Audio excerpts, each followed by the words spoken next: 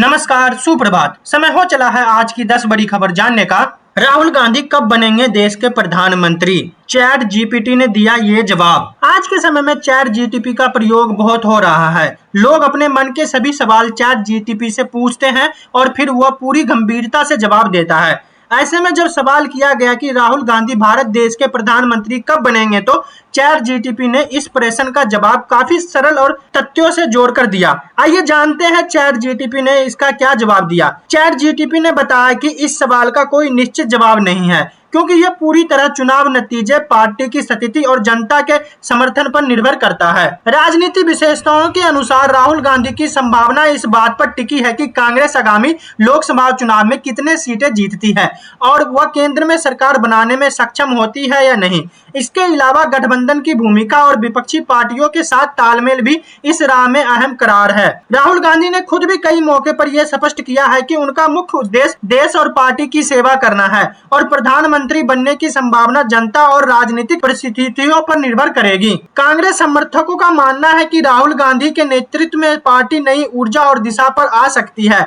वहीं राजनीतिक विश्लेषण कहते हैं कि देश के प्रधानमंत्री बनने के लिए राहुल गांधी को न केवल चुनाव जीतना होगा, बल्कि वैभाविक जन समर्थक और राजनीतिक गठजोड़ की भी जरूरत होगी। कुल मिलाकर राहुल गांधी के प्रधानमंत्री बनने के सवाल पर अभी भी भविष्य पर निर्भर है। आने वाले चुनाव और राजनीतिक घटनाएं ही ये तय करेगी कि उनके लिए ये अवसर कब आएगी।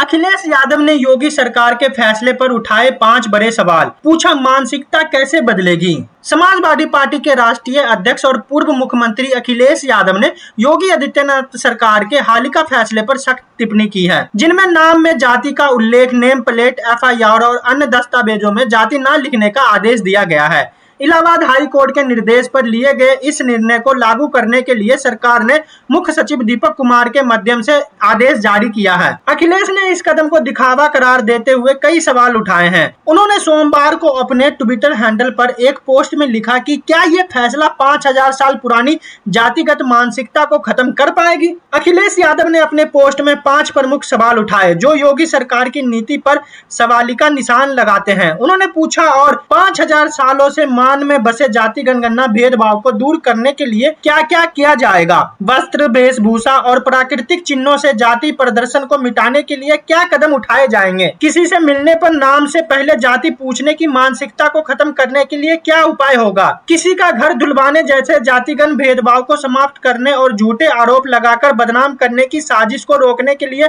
क्या योजना है? ये सवाल समाजवादी पार्टी के नेता ने योगी सरकार की मंशा पर सवाल उठाए हुए पूछे हैं, जो सोशल मीडिया पर तेजी से वायरल हो रहे हैं। बता दें कि उत्तर प्रदेश सरकार ने हाई कोर्ट के आदेश के बाद जातिगत भेदभाव को खत्म करने के लिए बड़ा कदम उठाया है। इस फैसले के तहत एफआईआर, गिरफ्तारी मेमो, पुलिस रिकॉर्ड और सार्वजनिक स्थानों से जाति का उल्लेख हटाया जाएगा।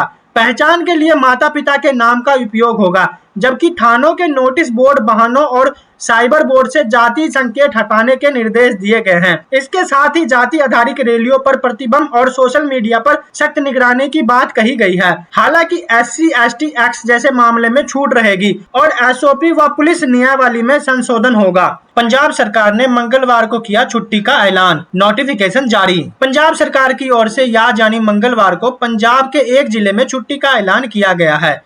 इसके चलते आज जिले के सभी स्कूल, कॉलेज और सरकारी दफ्तर बंद रहेंगे। दरअसल जिला डिप्टी कमिश्नर फरीदकोट ने बाबा शेख फरीद जी के आगमन पर्व को ध्यान में रखते हुए 23 दिसंबर को छुट्टी का ऐलान किया है। इस संबंधी में जारी नोटिफिकेशन में कहा गया है कि बाबा शेख फरीद जी के आगमन पर्व 2025 को ध्यान में रखते हुए दिनांक 23/9/2025 को जिला फरीदकोट में सभी सरकारी दफ्तर, सेवा केंद्र, स्कूल आदि दफ्तरें पूरी तरीके से बंद रहेगी। गोरखपुर में भाजपा नेता की 45 साल पुरानी दुकान पर चला बुलडोजर, निकल पड़े आंसू। गोरखपुर में एक वरिष्ठ भाजपा नेता की 4 दशक पुरानी दुकान पर अचानक बुलडोजर चलाने से हड़कंप मच गया। उत्तर प्रदेश राज्य पिछड़ा वर्ग आयोग के सदस्य और भाजपा पिछड़ा वर्ग मोर्चे के उपराष्ट्रीय चिरंजीवी चौरसिया ने आरोप लगाया कि एक भू माफिया ने पुलिस बल का दुरुपयोग कर उनकी दुकान जिमीदोज कर दी। हालांकि पुलिस का कहना है कि ये मकान मालिक और किराएदार के बीच का मामला है। चिरंजीवी चौरसिया ने बताया कि 1980 से वो किराए पर दुकान लेकर व्यापार कर रहे थे। आरोप है कि हाल ही में एक व्यक्ति ने विवादित तरीके से उस जमीन की खरीद फरोख्त की और पुलिस की मदद से रातों रात दुकान ढा दी। आंखों में आंसू लिए वो कहते हैं कि मेरे बरसों पुरानी दुकान उजाड़ दी गई, उसमें रखे करीब 10,000 रुपए के कागज भी लूट लिए गए। भाजपा नेता सीधे एसएसपी कार्यकाल पहुंचे और परिषद में ही धरने पर बैठ गए। इस दौरान उनकी आंखें भर आई और कैमरे के सामने फूट फूट के रोने लगे। कहते हैं कि 56 साल से भाजपा का झंडा उठाया, कभी किसी ने दुकान खाली कराने की हिम्मत नहीं की, लेकिन आज जब हमारी ही सरकार है और मैं आयोग का सदस्य हूं, तब मेरी दुकान जिम्मेदार कर दी गई। चिरंजीवी ने आरोप लगाया कि स्थानीय पुलिस की भूमिका संगीन है। अगर पुलिस चाहती तो बुलडोजर कभी नहीं चलता, सब कुछ मिली भगत से हुआ है। धरने के दौरान व्यापार मंडल, भाजपा कार्यकर्ता और नगर निगम के परिषद भी बड़ी संख्या में पहुंच गए और समर्थन में नारेबाजी की। गोरखपुर व्यापार मंडल ने घटना की निंदा करते हुए चेतावनी दी कि अगर जल्द कार्रवाई नहीं हुई तो आंदोलन होगा। व्यापारियों का कहना है कि अगर आयोग का सदस्य ही असहज है तो आम दुकानदार का क्या होगा। वहीं इस मामले में गोरखपुर के पुलिस एसआईआर राजकरण नैरिया ने बताया कि चिरंजीवी चौरसिया द्वारा प्राप्त तहरीर के आधार पर मुकदमा दर्ज कर लिया गया है। बुमराह के खराब प्रदर्शन पर बोले भारतीय कप्तान, वो कोई रोबोट नहीं है।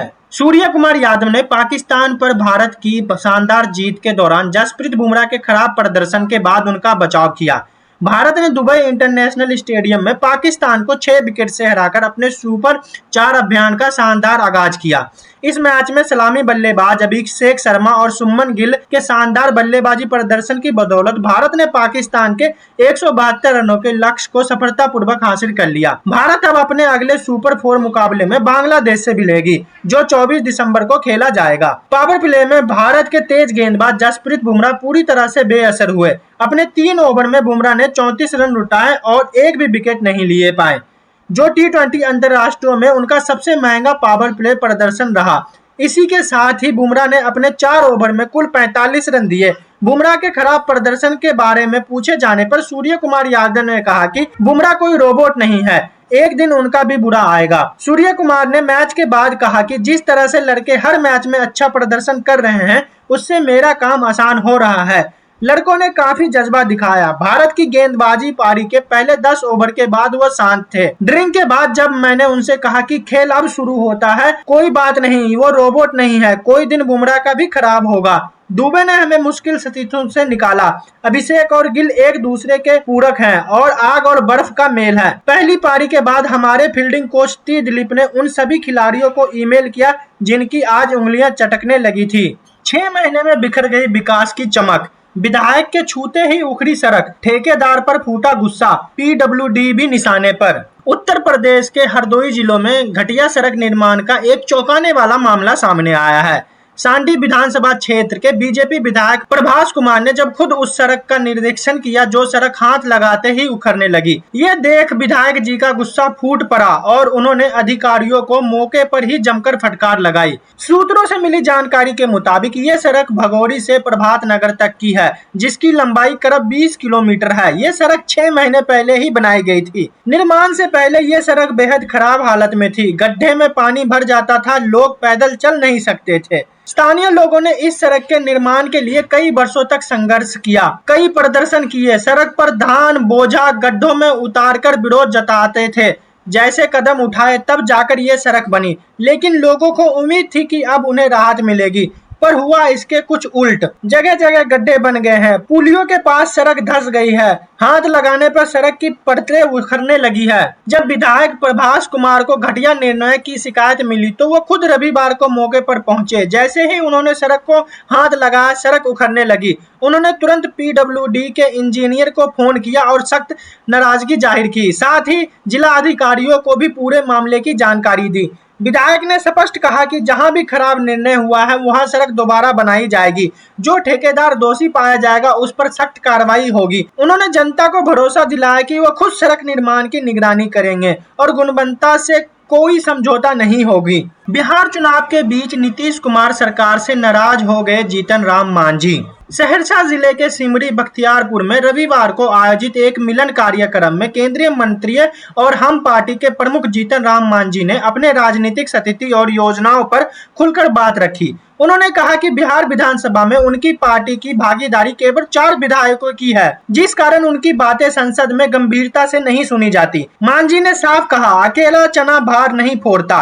मांझी ने आगामी बिहार विधानसभा चुनाव को लेकर अपनी राजनीति भी साझा की। उन्होंने कहा कि वो इस बार लगातार लोगों के बीच जा रहे हैं ताकि 2025 के विधानसभा चुनाव में उनकी पार्टी से कम 20 विधानसभा चुनकर आए, तभी वो गरीब और वंचित वर्ग के लिए अपनी पुरानी अधूरी योजनाओं को पूरा कर पाएंगे। पूर्व मुख्यमंत्री जीतन राम मांझी ने अपने कार्यकाल को याद करते हुए कहा कि जब वो बिहार के सीएम थे तो भूमि सुधार विभाग को आदेश दिया गया था कि राज्य को 16-17 लाख एकड़ सरकारी जमीन में से करीब 13 लाख एकड़ भूमिहीन में बांटी जाए। कैंप लगाकर यह काम तेजी से शुरू भी हुआ, लेकिन उनके पद छोड़ने के बाद योजना अधूरी रह गई। उन्होंने आरोप लगाया कि नीतीश कुमार ने इस योजना पर काम जरूर किया, मगर आज तक वो पूरी तरह लागू नहीं हो पाई।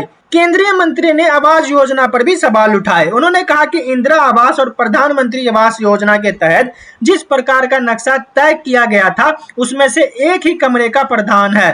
मांझी ने नाराजगी जताते हुए कहा, क्या लोग जानवर हैं कि माँ बाप, बेटा पुतौह, बेटी दामाद सब एक ही कमरे में रहे? ये व्यवस्था बिल्कुल गलत है। उन्होंने सरकार से मांग की कम से कम 5 डिजिटल जमीन पर 2 कमरे का घर बने, जिसमें शौचालय और बिजली की सुविधा भी हो। इस दौरान मांझी ने हाल ही में आरजेडी की सभा प्रधानमंत्री की मां को गाली दिए जाने की घटना पर भी प्रतिक्रिया दी। उन्होंने इसे अत्यंत घिनौना बताया और कहा कि किसी को गाली देना भारतीय संस्कृति के खिलाफ है। ऐसे व्यक्ति को आदमी कहना भी उचित नहीं है।